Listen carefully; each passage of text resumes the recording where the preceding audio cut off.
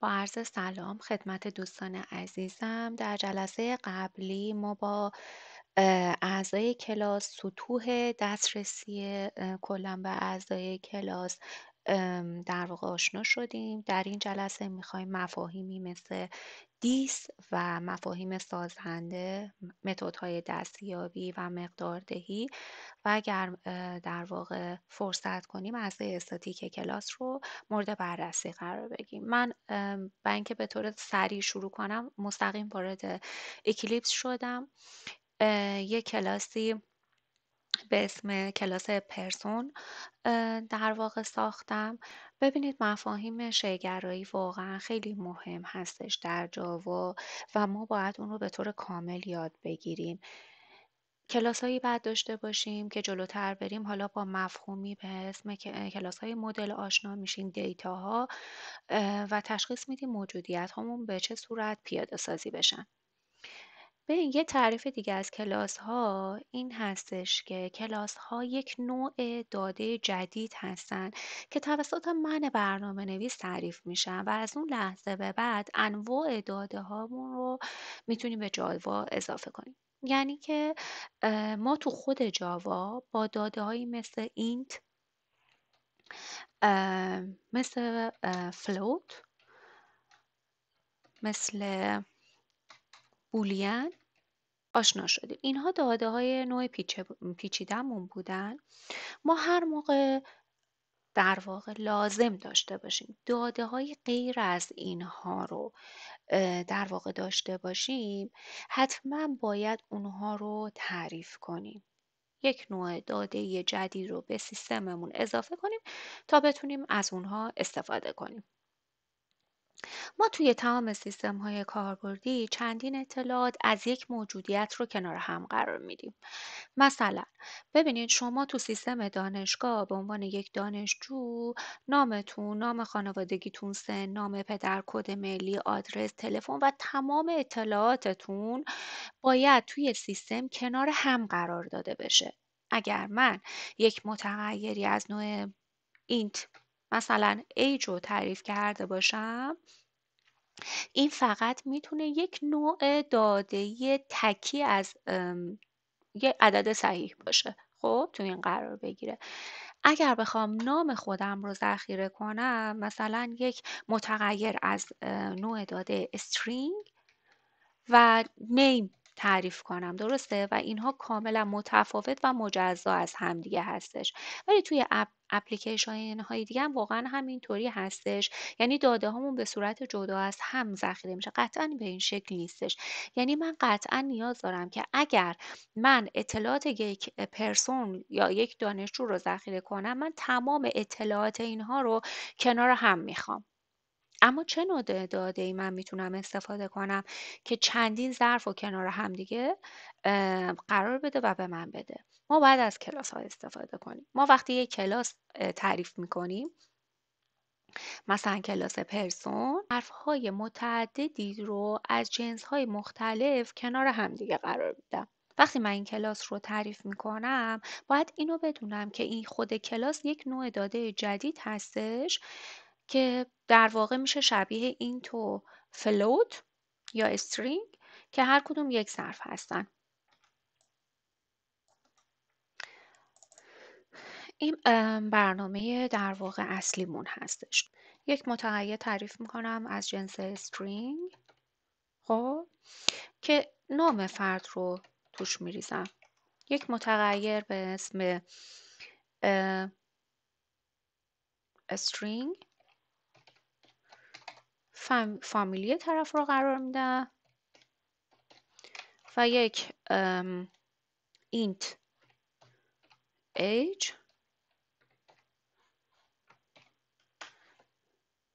و یک فلوت برای average، مثلا معدلش. خب ببینید من با این کار الان چی کار کردم. من 4 تا در واقع داده رو اضافه کردم، اسم و فامیلی و سن و معدل. 4 تا داده و متغیر رو تکی رو در واقع نوشتم که هیچ ارتباطی به همدیگه نداره و قرار شده داده های من رو ذخیره کنه و آیا بخوام این داده ها رو واکشی کنم آیا واقعا کار آسونی هستش؟ قطعا این شکلی نیستش. پس من باید چیکار کنم که این به طور درست برای من کاربرد داشته باشه؟ بهترین کار این هستش که من یک ظرفی داشته باشم که چند تیکه باشه، چند بخش داشته باشه، نه چند تا ظرف جدا از هم دیگه. به خاطر این کار من میام یک کلاس تعریف میکنم. کلاس های مدل من هستن، خب که یک تایپ جدیدی میتونن داشته باشه. اسم کلاسم رو میذارم کلاس پرسن. یک کلاس جدید تعریف میکنم و برای من یک فایل جدید به اسم کلاس پرسون جاوا برای من ایجاد میکنم و آماده است که اینجاها فیلدها و یا اعضای کلاس رو در اینجا تعریف کنم. حالا همینایی که قرار بود من جدا جدا تعریف کنم تو قسمت مین کلاس نوشتم، اینها رو همه رو برمیدارم. خب و در کلاس پرسونم اینجا قرار میدم به این شکل.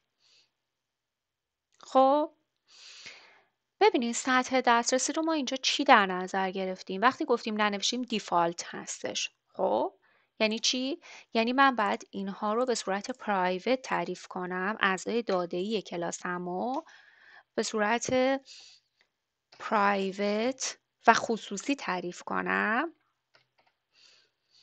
همونطور که در جلسه قبل توضیح دادیم. گفتیم که من میام در واقع سطح دسترسی رو اعضای کلاسم رو محدود میکنم و این اعضا در محدوده خود کلاس میشه ازش استفاده کرد. یعنی فقط در محدوده کلاس همدیگر رو میشناسن و بیرون از این کلاس ما دسترسی به اینها نداریم. خب با این تعریفی که اتفاق افتاد چه چیز جالبی اتفاق میفته؟ اینکه ما تا الان انواع داده های ساده رو داشتیم. ببینیم ما همیشه داده های ساده داشتیم تو برنامه. الان تو قسمت مین برنامه من چه کار میکردم؟ میومدم از متغیرهایی از جنس این تعریف میکردم یا از جنس فلوت تعریف میکردم. اما حالا با این تعریفی که الان من استفاده کردم من میتونم متغیری از جنس پرسن تعریف کنم. من میتونم متغیری از جنس پرسن تعریف کنم. خب یک شی تعریف بشه، مثلا پرسن 1. بچه گفتم شی، دقت کردین؟ متغیری از جنس این کلاس، گفتم شیئی از این کلاس. چه اتفاقی میفته؟ ببینید وقتی من میگم اینت x یک متغیر از نوع اینت، اما اگر از یک کلاس یک متغیر تعریف کنیم به اون متغیر نمیگیم، به اون میگیم شی یا نمونه از کلاس یا اینستنسی از کلاس. پس در واقع پرسون 1 ما نمونه یک شی یا نمونه از کلاس پرسون ما هستش. خب پس ما یک نمونه از کلاس پرسون درست کردیم.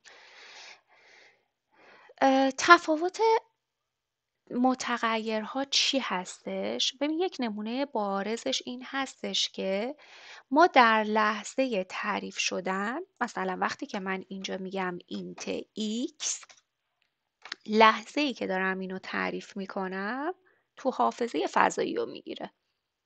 خب یک فضایی داخل حافظه ایجاد میشه که ما میتونیم به اون در اون داده بنویسیم. اما نمونه هایی که از کلاس تعریف میشن در لحظه تعریف باید درخواست بدیم بعد از تعریف. مثلا بعد از اینکه من پرسون رو تعریف کردم باید درخواست بدیم که بهمون فضا اختصاص بده. مثلا پرسون 1 من وقتی با کلمه کلیدی نیو و نام کلاس که نام کلاسمون پرسون هستش با یک پرانتز باز و بسته، من درخواست فضا میدم الان. یعنی برای من این فضا رو درست کن. پس متوجه شدین؟ ما باید حتما درخواست بدیم که بهمون فضا بدن. یعنی حافظه به ما فضایی نمیده تا من یک کلمه نیو و نام کلاس و پرانتز باز و بسته رو بنویسم تا به من در فضا بده. خب پس ببینید من پرسون 1 رو تعریف کردم ولی اینجا فضا رو از حافظه گرفتم. من الان به این شکل بنویسم که این پرسون 1 رو ما در واقع به این شکل می نویسیم. به این شکل ما فرمول بندی می کنیم. خب با این تعریف ما یه پرسون 1 رو درست کردیم که شامل چی هستش؟ شامل اسم، فامیلی، سن و معدل هستش. خب حالا من با وجود این چطوری میتونم به در واقع داده هایی که اینجا هستن دسترسی پیدا کنم؟ قاعدتا برای دسترسی به اعضای یک کلاس ما میتونیم نام نمونه کلاس رو بنویسم و بعد از زدن دات اون بخش رو داشته باشم. یعنی چی؟ مثلا پرسون، خب پرسون و دات رو بزنم تا برای من نیمو بیاره. اما همون جور که نگاه میکنین من چیزی به اسم نیمو اینجا نمیبینم. ببینید این حاصل رفتار خود ماست. ما اون لحظه ای که پرسون رو تعریف کردیم، ببینید تو بخش پرسون ما وقتی که پرسون رو تعریف کردیم نیم، فامیلی، ایج و اوریج رو از جنس پرایوت تعریف کرد. پس قطعا خارج از محدوده کلاس اجازه دسترسی من به اینها رو بود. اینو کلا نمی نوشتم. آیا میتونستم تو قسمت پرسون 1 دسترسی داشته باشم؟ بله. میبینی که این دسترسی رو دارم و من میتونستم اینجا مثلا بگم بله نیم مساویه با علی. به این شکل پرسون 1 نیم مساویه با علی. اما چیزی که ما اینجا تعریف کرده بودیم خب پرایوت بود. پرایوت اجازه دسترسی به ما رو اینجا نمیده. پس اینجا متوجه شدیم نمونه های یک کلاس، خب این نمونه کلاس ما هستش، اجازه دسترسی به داده های اون کلاس رو نداره به خاطر اینکه جنس اون کلاسی که تعریف شده پرایوت هستش و ما نمیتونیم بهش دسترسی پیدا کنیم. آیا این درسته که من اینها رو پرایوت کردم؟ آیا برای من دردسرساز نمیشه؟ ببینید یکی از ارزش‌های بزرگی که کلاس‌ها به ما میدن کپسول سازی یا کپسولیشن هستش. امکان این رو به ما میدن که پراورتی صفت‌های داخل یک کلاس رو از دید کلاس‌های دیگه مخفی کنیم. اینی که من میتونم مخفیش کنم با چی میتونم؟ با همین پرایوت کردن هستش. خب اگه من بیام سطح دسترسی به کلاس ها رو پرایوت کنم قطعا من از طریق نمونه ها نمیتونم بهش دسترسی پیدا کنم. درسته؟ چون پرایوت هستش. آیا خوبه یا بده؟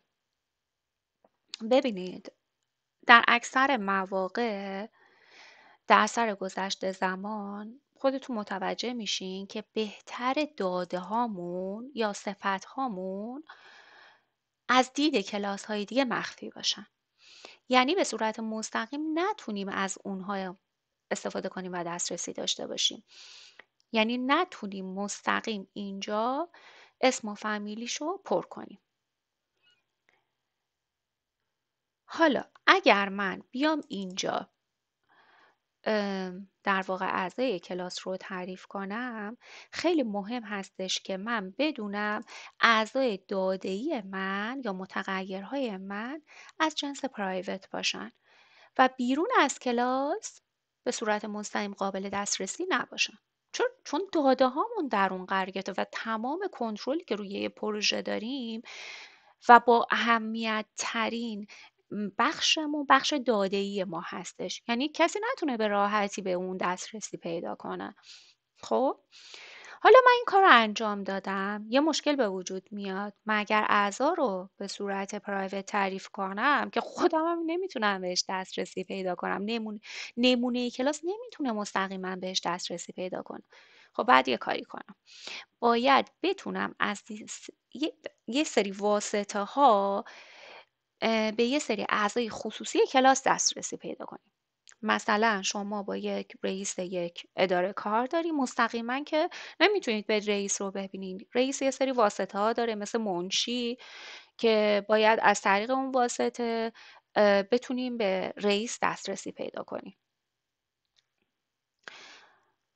پس ما اگر نیاز داریم به یک چیز خصوصی دسترسی پیدا کنیم، باید یه چیز واسطه ای اونجا تعریف کنیم.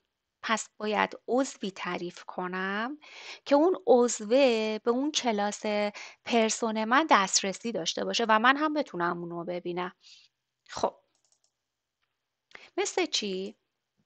ببین من میخوام این نیم رو پر کنم. خب من تو این نیم میخوام این نیم رو پر کنم، بعد بیام یه دونه تابه تعریف کنم. باید یه تابه پابلیک باشه، پابلیک void. کارش چی هستش؟ من میگم هر بار که تو رو صدا کردم، خب من یه استرینگ برات میفرستم به اسم n. اون n رو بگیر و داخل متغیری به اسم name قرار بده، یعنی name مساویه با n. پس ببینید وقتی که ما اینجا پابلیک داریم تعریف میکنیم، سارای من یه متده، خب و میتونن عمومی باشن و پابلیک تعریف بشن. پس وقتی که پابلیک تعریف میشه از طریق نمونه کلاس قابل دسترسی هستش. خب الان نگاه کنید، ما تو قسمت مین این پرسون یک من که نمیتونست در واقع به نیم دسترسی پیدا کنه، اما ببینید اینجا پرسون یک، ببینید الان تو پرسونا یک شما نیم رو نمیبینید، درسته؟ ولی چیزی که میتونید اینجا ببینید سارا هستش، درسته؟ ببینید اینجا سارا رو میتونه ببینه. چرا؟ چون اینجا ما تو قسمت پرسون ما اینو عمومی پابلیک تعریف کردیم. خب حالا که میتونه ببینه، میتونیم براش مقدار بفرستیم، یعنی هر مقداری که فرستاد ما اونو میدیم به نیم. چرا اون تونست دسترسی پیدا کنه؟ همه اعضای کلاس میتونن با هر سطح دسترسی میتونن دسترسی به هم دسترسی داشته باشن. درسته اینها خصوصی هن، اما سارا توی کلاس پرسون هست و میتونه اونو ببینه. خب پس کار این تابه پر کردن نیم از طریق اون مقدار ارسالی هستش. پس من الان میتونم چیکار کنم؟ من الان همون کلمه علی بود که نمیتونستم مستقیم اینجا بهش دسترسی تو مین کلاس بهش دسترسی داشته باشم. خب من از طریق این متد میتونم اینجا علی رو بنویسم. ببینید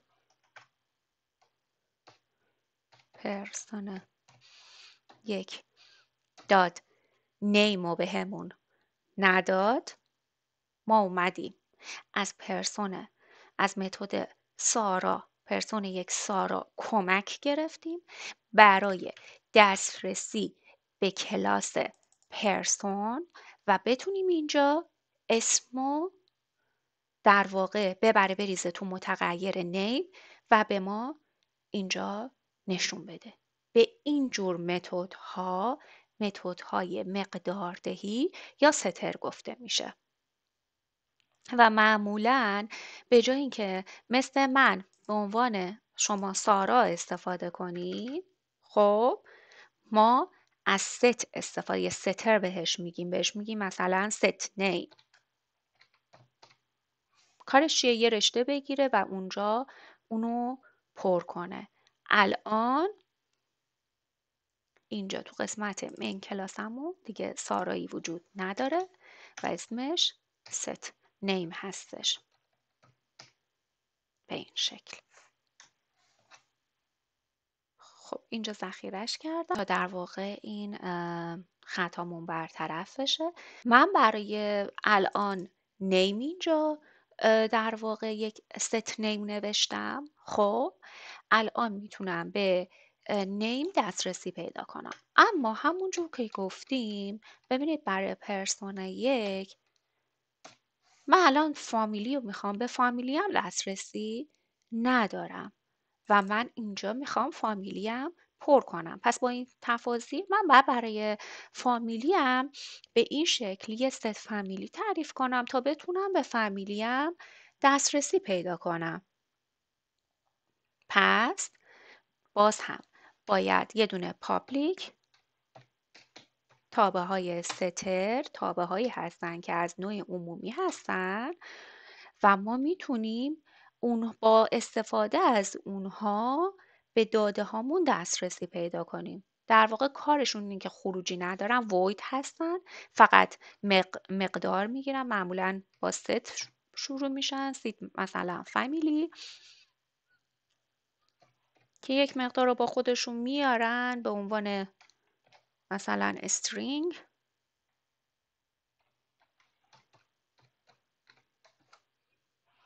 فامیلی مساویه با f. این هم یه ستاره دیگه. خطای املایی داره اینجا فامیلی. الان اوکی درست رو خط برطرف شد. اینجا هم یه ستاره دیگه ما نوشتیم و ما تو قسمت مین اینجا هر موقع خواستم در واقع ببینید ست نیم ست فامیلی مقدار فامیلی رو پر کنیم از ست فامیلی استفاده میکنیم و کلمه مثلا ببینید به این شکل این هم فامیلی و به این شکل برای ما انجام میده. پس ببینید ما برای همه این مشخصات باید یه ستر بنویسیم. اوکی؟ اما به جز ست کردن و مقداردهی به این متغیرهای خصوصی کلاسمون ما خیلی وقتا نیاز داریم که این اطلاعاتی که داریم میدیم رو بازیابی کنیم. یعنی چی؟ یعنی من اومدم تو قسمت مین یه نمونه تعریف کردم. خب نام و فامیلی رو گذاشتیم. حالا نیاز داریم که من یه مقدار پایین‌تر من داده ای رو که داخل این ظرفم قرار دادم، خب تو داخل ظرف پرسون 1 قرار دادم بازیابیش کنم. یعنی ما یه ظرف داریم که داده ها رو بگیره و بریزه داخل پرسون 1 و یه موقع احتیاج داریم که این داده ها از پرسون 1 گرفته بشه. خب من الان مثلا همین اسم و فامیلی که دادم میخوام چاپ بشه. خب اینجا بنویسم سیس آوت کن برای من. خب می نویسم اینجا پرسون 1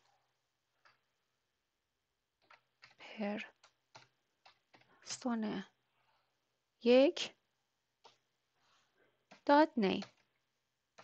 مسلما اینجا خطا داره. چرا؟ چون من گفتم که ببینید اینجا خطا میده چون ما سری قبل گفتیم که ما تو قسمت پرسونمون در واقع خصوصی تعریف شده. به همین خاطر ما باز هم میایم از این تکنیک استفاده میکنیم تا بتونیم اون داده هایی که دادیم و اینجا این ست ما گرفته و داخل قسمت پرسون ما قرار داده اسم و فامیلی رو حالا بتونیم چاپش کنیم. تو دفعات قبلی ما تو قسمت سترها اومدیم داده رو گرفتیم تو داخل متغیرها. خب و حالا میخوایم برعکس کار کنیم، مقدارهایی که اینجا هستش رو ما برگردونیم. پس ما باید تابع هایی رو تعریف کنیم که پابلیک string اسمش چی باشه؟ get name و ورودی نداشته باشه. خب ببینید شما یه تابع باش به اسم get name و هر موقع من صدات زدم ریتیورن کن نیم منو.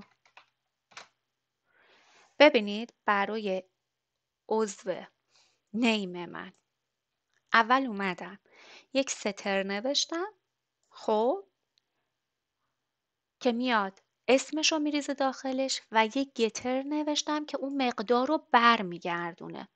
همین کار رو قطعا ما میتونیم برای فامیلی هم انجام بدیم. میگم تو کارت این باشه public string get family، کارت این باشه که برای من هر موقع صدا زدم فامیلی رو برای من برگردونی. خب الان بعد ریتیورن کن برای من چی رو؟ فامیلی رو. خب حالا دقت کن اینور ما بخوایم اینجا استفاده کنیم، درسته پرسون یک نیم من قابل استفاده نیست، اما ببینید وقتی من این نیم رو پاک میکنم پرسون یک دات get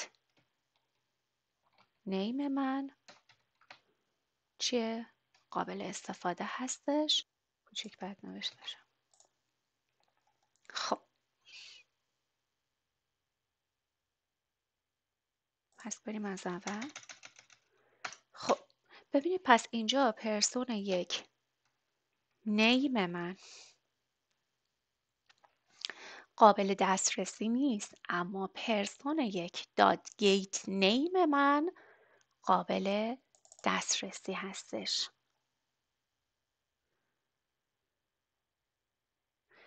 در واقع تابع get name کارش این هستش که هر شیء رو صدا بزنه get name فراخوانی میشه، میاد تو قسمت اینجا تو قسمت پرسون name رو میگیره و تو قسمت get name برای ما ریتیورن میکنه name رو. حالا میخوام برای get family هم اینجا بنویسم، میام سیس اوت میکنم،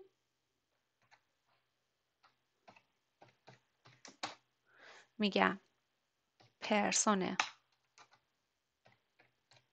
یک دات، ببینید خودش برام میاره get family. من سیف میکنم برنامه رو اجرا میکنم تا شما ببینید. علی رحمانی. پس ببینید اول با استفاده از set name و set family داده ها چی میشن؟ ارسال میشن. یعنی کلا کار سترها این هستش که داده ها رو ارسال کنن. توی این قسمت name و family قرار میگیرن داده های set name که دسترسی پیدا میکنن به داده های خصوصی ما در این قسمت و در این قسمت قرار میگیرن و به کمک داده های گتر من برگشت داده میشن. ببینید پس تا اینجا متوجه شدین که ما اگر نیاز داشته باشیم داخل یک برنامه اعضای خصوصی داشته باشیم، ما با استفاده از متدهایی میتونیم به اونها دسترسی داشته باشیم. متدهایی که مقادیر رو میدن، در واقع مقادیری که داده ها برمیگردونن گتر نامیده میشن. حالا در یه سری از برنامه ها با توجه به این که نوشتن تمام اینها طولانی میشه، مثلا اینجا به جای 4 تا 10 تا یا بیشتر داشته باشیم و ستر و گتر میخوام خیلی طولانی میشه، اینها توی محیط های مختلف برنامه نویسی به وجود آوردن که کار ما راحت تر بشه. که ما به راحتی اونها رو تولید کنیم، که ما داخل اکلیپس راحت بتونیم ازشون استفاده کنیم. خود در واقع اکلیپس میاد به صورت اتوماتیک اینها رو ایجاد میکنه. ببینید من الان بیام این ستر و گتری که نوشتم و اینجا پاک میکنم.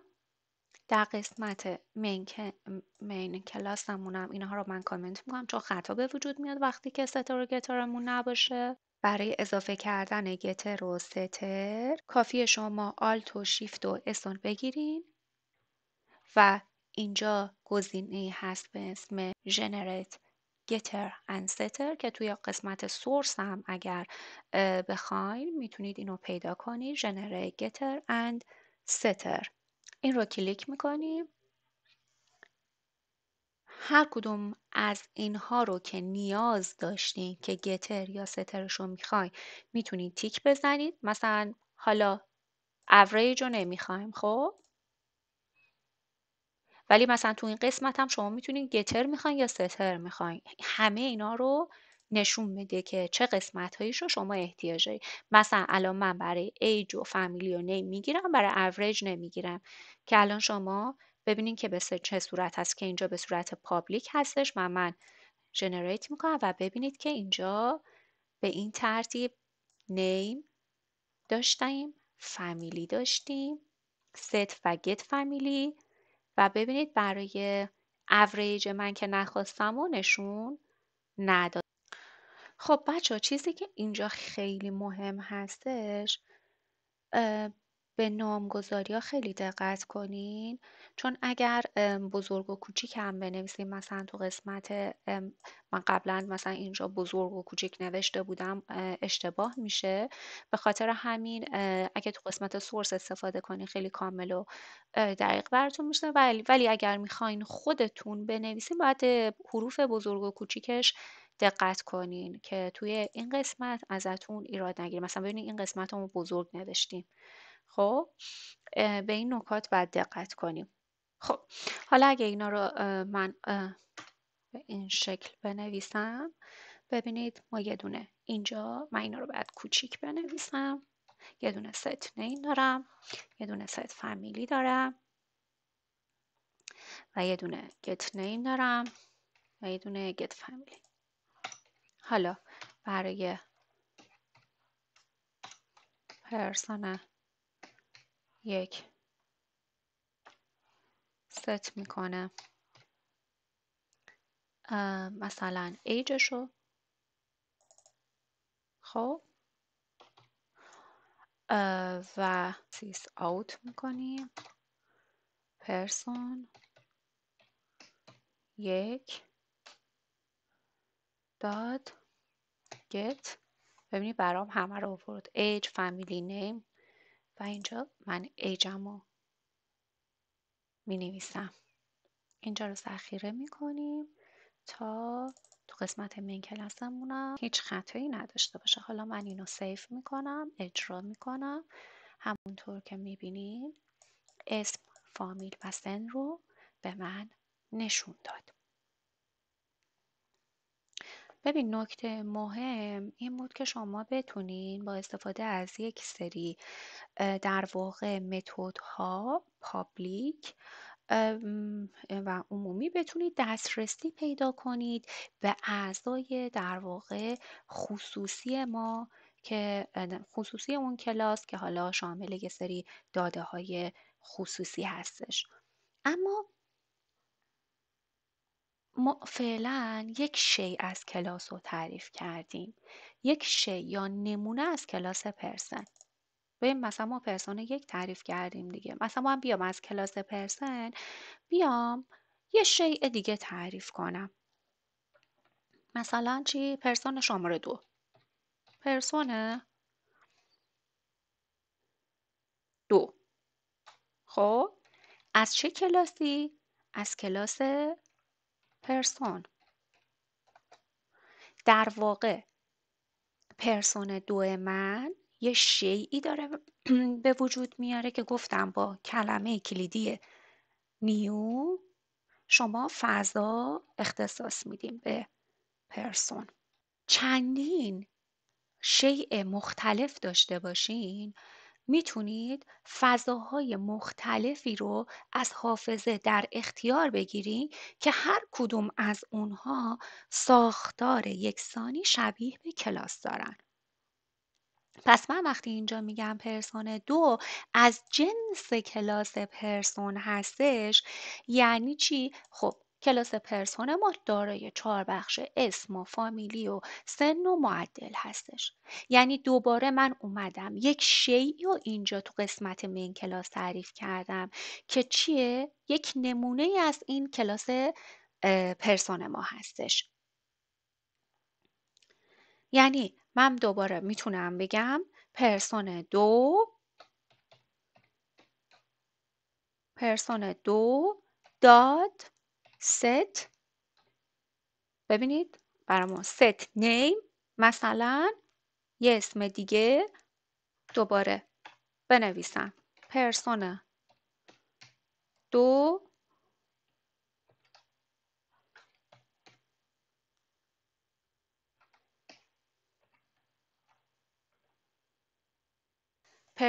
ست کن فامیلیشو به این شکل، یا دوباره پرسون 2 داد ست کن. ببینید ستاره هم خودش برامون مینویسی فامیلی و ایجشو به این شکل. خب ببینید چه اتفاقی افتاد. ما اینجا شی دوممون ساخته شد و توی خونه هاش مهدی عابدی و سنش که 30 سال هستش ذخیره شد. حالا برای اینکه من چاپ کنم، من برای اینکه وقت گرفته نشه دوباره اینا رو کپی میکنم. بیا همه اینها رو، فقط من اینجا پرسون 1 رو باید بکنم 2.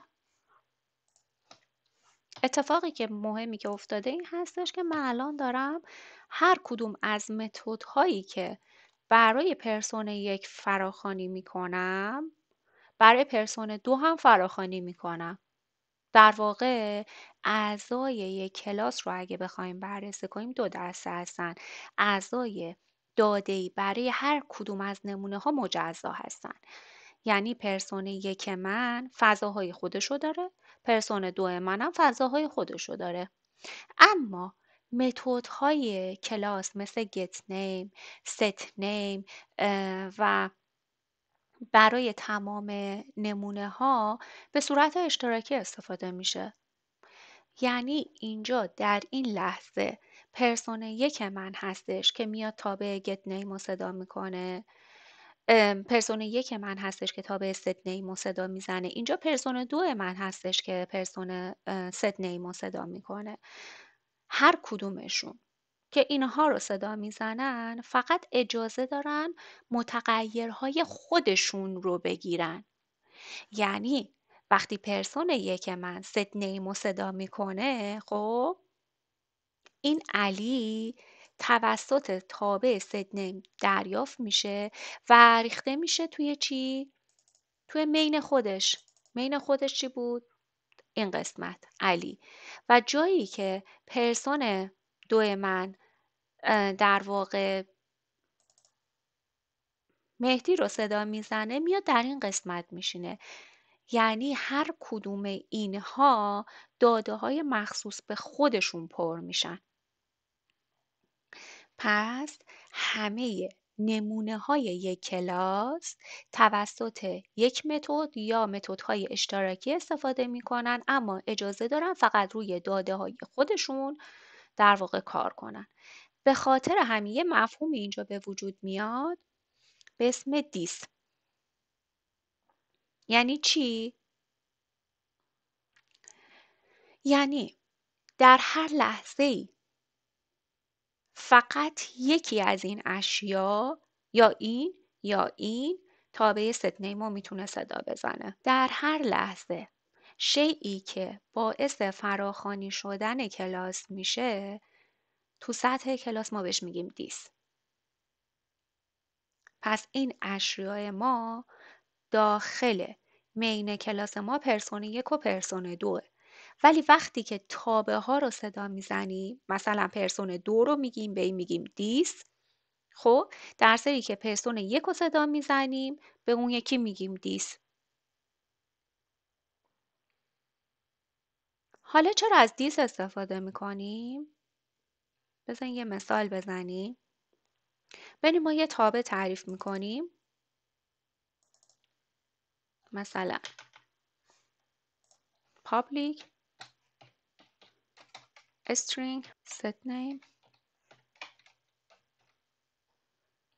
میگیم set name یه متغیر بیار، مثلا string name.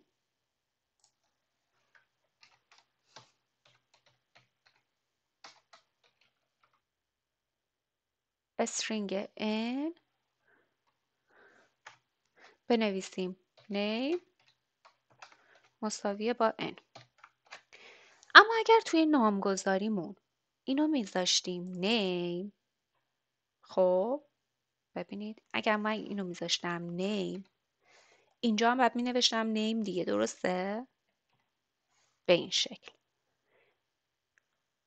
این برای کامپایلر ما ابهام میاره که این نیم سمت در واقع چپی و راستی ما کدومه، این نیمه یا یه نیم دیگه است.